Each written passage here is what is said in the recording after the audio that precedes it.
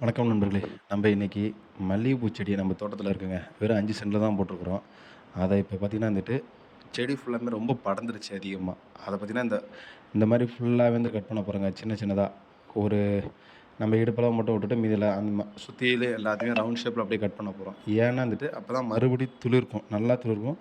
பூவும் பார்த்தீங்கன்னா வந்துட்டு நல்லா பெருசு பெருசா வைக்கும். அப்படியே விட்டோம்னா வந்துட்டு, பூ அந்த அளவுக்கு பெருசா வைக்காதுங்க. அதனால. இந்த செடி பார்த்தீங்கன்னா, ஒரு டைம் ஒரு நாளைக்கு பார்த்தீங்கன்னா வந்துட்டு, கரெக்ட்டா 5 சென்ட்ல வச்சிருக்கோம் இத்தனைக்கும். கம்மி தான் செடி வச்சிருக்கிறதும். 2 கிலோ டூ 4 கிலோ வரைக்கும் பூ பூக்குதுங்க. அதுவும் வெட்டாம இருக்கனால. இல்லனாலுமே வந்துட்டு ஒரு 3 கிலோ குறையாம வந்துட்டு பூ பூக்குங்க சீசன் டைம்ல. மத்த டைம்ல பார்த்தீங்கன்னா, 1 கிலோ கம்பல்சரி. இதுவே பார்த்தீங்கன்னா, வந்து நமக்கு வந்துட்டு டெய்லி பார்த்தீங்கன்னா, ஒரு ஊர்லயே விக்கிறனால பார்த்தீங்கன்னா, எங்களுக்கு ஒரு ரூ. 800 டூ ரூ. 1000 வரைக்கும் வந்துட்டு வித்துருவோங்க. ஒரு நாளைக்கு.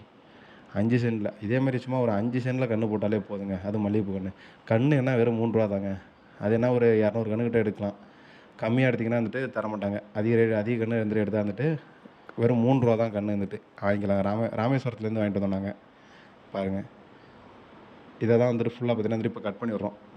ஏன்னா வந்துட்டு ஃபுல்லாமே படர்ந்துருச்சு. ரொம்ப படர்ந்துருச்சு. பாம்பு இது இருக்குமோ அப்படின்ட்டு ஒரு பயத்திலேயே வந்துட்டு எல்லாரும் பூ பறிக்கும்போது பயந்து பயந்து பூ பறிச்சுட்டு இருந்தாங்க. அதனால வந்துட்டு பார்த்தீங்கன்னா, ஃபுல்லா கொத்தி விட்டோங்க. கொத்தி கூட விடல. ஃபர்ஸ்ட்டு பார்த்தீங்கன்னா, சைடு ஃபுல்லா கழிச்சுட்டோம். கழிச்சுட்டு அடுத்து பார்த்தீங்கன்னா வந்துட்டு, குயட்ட விட்டு ஓட்டிருவோம். ஓட்டிட்டோம்னா வந்துட்டு கீழ இருக்க பழைய இந்த செடியோட வந்துட்டு போத்து இது எல்லாமே அடிபட்டுரும். அது இல்லாம பார்த்தீங்கன்னா வந்துட்டு ஃபுல்லா வந்துட்டு இது மணலுங்கிறனால வந்துட்டு ஒண்ணும் தெரிஞ்சுக்காது. சீக்கிரம் வந்துட்டு களை செடி வந்துட்டு வளராது. மணலுங்கிறனால வந்துட்டு. பாருங்க. ஃபுல்லா ஃபுல்லாவே வந்துட்டு ஃபுல்லா செடி அப்படியே படர்ந்துருச்சு. கொஞ்ச நாள் வெறும் பூவ மட்டும் பறிச்சுட்டு அது ஃபுல்லா விட்டது வந்துட்டு பராமரிக்காம விட்டது பெரிய தப்பா போச்சு. ஆனா வந்துட்டு இப்படி இருக்கும்போது வந்துட்டு ஆனா என்ன லாபம் தாங்க.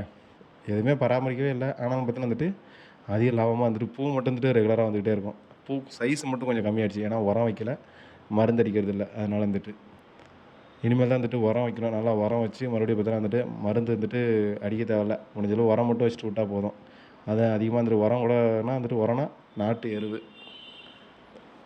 மாட்டோட எருவு மட்டும் தான் வந்துட்டு வைப்போம். அத விட்டா வந்துட்டு நம்மள்ட்ட கோழி எருவு, அப்புறம் ஆட்டு எருவுலாம் இருக்குது. அத ஃபுல்லா வச்சாலே போதுங்க. மோஸ்ட்லி பார்த்தீங்கன்னா ஒரு 5 சென்ட்டுக்கு பூக்கன்னு வைக்கிறது ரொம்ப நல்லதுங்க. அதிகமா வச்சோம்னா வந்துட்டு வெளியில விக்கிறது கம்மி ரேட்ல தான் எடுத்துக்குவானுங்க. இதே நம்மள்ட்டே இருந்ததுன்னா இந்த ஊர்லயே விக்கும்போது பார்த்தீங்கன்னா, ஒரு கிலோ ரூ. 400க்கு விக்கலாம். அது சீசனா இருந்தாலும் சரி, நார்மல் டைமா இருந்தாலும் சரி. இதே வந்துட்டு வியாபாரிட்ட குடுத்தோம்னா, அந்த கிலோ ரூ. 200க்கு எடுப்பான். ஒரு சில டைம் ரூ. 100 ரூ. 50 எடுப்பான். Okay friends. நன்றி, வணக்கம். நெக்ஸ்ட் வீடியோல பார்க்கலாம்.